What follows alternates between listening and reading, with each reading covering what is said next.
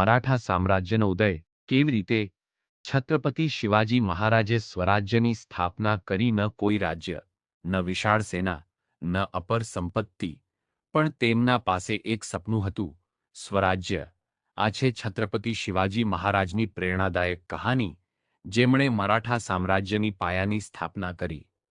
1630માં પુણે નજીક શિવનેરી કિલ્લામાં જન્મેલા છત્રપતિ શિવાજી મહારાજ પર તેમની માતા રાજમાતા જીજાબાઈનો ઊંડો પ્રભાવ હતો. તેમણે છત્રપતિ શિવાજી મહારાજને ભારતના ગૌરવશાળી ઇતિહાસની કહાનીઓ સંભળાવી. બાળપણથી જ છત્રપતિ શિવાજી મહારાજ માનતા હતા કે વિદેશી શાસનનો અંત આવવો જોઈએ.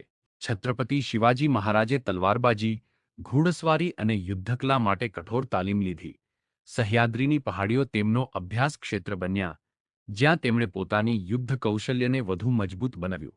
માત્ર 16 વર્ષની ઉંમરે 1646માં છત્રપતિ શિવાજી મહારાજે તોરણા કિલ્લો કબજે કર્યો. આ માત્ર સૈનિક વિજય નહોતો, આ સ્વરાજ્યની શરૂઆત હતી. ચતુર રાજનીતિ અને સ્થાનિક સહકારથી છત્રપતિ શિવાજી મહારાજે રાજગઢ અને કંડાણા જેવા અનેક કિલ્લાઓ કબજે કર્યા. પરંપરાગત યુદ્ધોની જગ્યાએ તેમણે ગેરિલા યુદ્ધની નીતિ અપનાવી, જેને ગનિમી કાવા કહેવામાં આવે છે. તેમની રણનીતિ સરળ હતી: ઝડપથી પ્રહાર કરો, અચાનક હુમલો કરો અને પહાડોમાં અદૃશ્ય થઈ જાઓ. આ નીતિએ તેમની નાની સેનાને પણ મોટી સેનાઓ સામે શક્તિશાળી બનાવી દીધી. આદિલશાહી સલ્તનતે જલ્દી જ છત્રપતિ શિવાજી મહારાજને ગંભીર ખતરો માન્યો.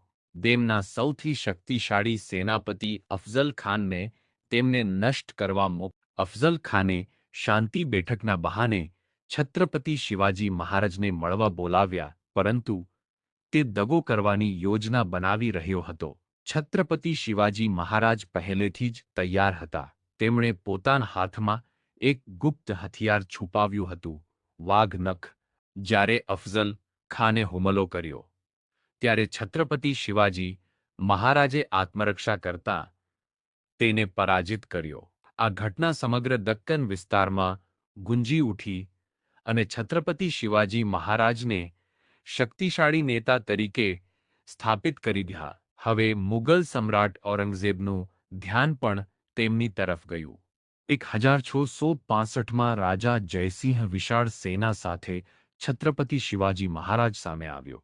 છત્રપતિ શિવાજી મહારાજે તાત્કાલિક પુરંદરની સંધિ પર હસ્તાક્ષર કર્યા, પરંતુ પછી તેમને ઔરંગઝેબ દ્વારા આગ્રા બોલાવવામાં આવ્યા, જ્યાં તેમનો અપમાન કરવામાં આવ્યો અને તેમને નજરકેદ કરવામાં આવ્યા. પરંતુ છત્રપતિ શિવાજી મહારાજે હાર સ્વીકારી નહીં. તેમણે ઇતિહાસની સૌથી સાહસિક ઘટનાઓમાંની એકને અંજામ આપ્યો. ફળોની ટોપલીઓમાં છુપાઈ તેઓ આગ્રાથી ભાગી ગયા અને સુરક્ષિત રીતે મહારાષ્ટ્ર પરત ફર્યા. પરત આવીને છત્રપતિ શિવાજી મહારાજે પોતાની સેનાને ફરી સંગઠિત કરી અને પોતાના પ્રદેશો પાછા મેળવી લીધા. 1674માં રાયગઢ કિલ્લે છત્રપતિ શિવાજી મહારાજનો રાજ્યાભિષેક થયો. આ રાજ્યાભિષેક મરાઠા સામ્રાજ્યના સત્તાવાર જન્મનું પ્રતીક હતું. છત્રપતિ શિવાજી મહારાજે કોંકણ તટની રક્ષા માટે મજબૂત નૌકાદળ સ્થાપ્યું. તેમણે અષ્ટપ્રધાન મંડળની સ્થાપના કરી, 8 મંત્રીઓની એક પરિષદ જે રાજ્યનું સંચાલન કરતી હતી. તેમની કર વ્યવસ્થા ન્યાયસંગત હતી. યુદ્ધ દરમિયાન સ્ત્રીઓ અને નાગરિકોની સુરક્ષા સુનિશ્ચિત કરવામાં આવતી હતી. છત્રપતિ શિવાજી મહારાજ તમામ ધર્મોનો સન્માન કરતા અને તેમનું શાસન શિસ્ત અને ન્યાય પર આધારિત હતું. 1680માં છત્રપતિ શિવાજી મહારાજનું અવસાન થયું, પરંતુ તેમનું સ્વરાજ્યનું સ્વપ્ન સમાપ્ત થયું નહીં.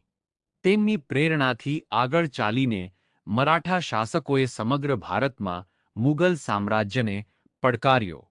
શિવનેરીના એક બાળકથી લઈને સ્વરાજ્યના સ્થાપક બનવા સુધી છત્રપતિ શિવાજી મહારાજે સાબિત કર્યું કે હિંમત અને રણનીતિ ઇતિહાસ બદલી શકે છે. આ માત્ર એક સામ્રાજ્યનો ઉદય નહોતો, આ સ્વશાસનની શરૂઆત હતી.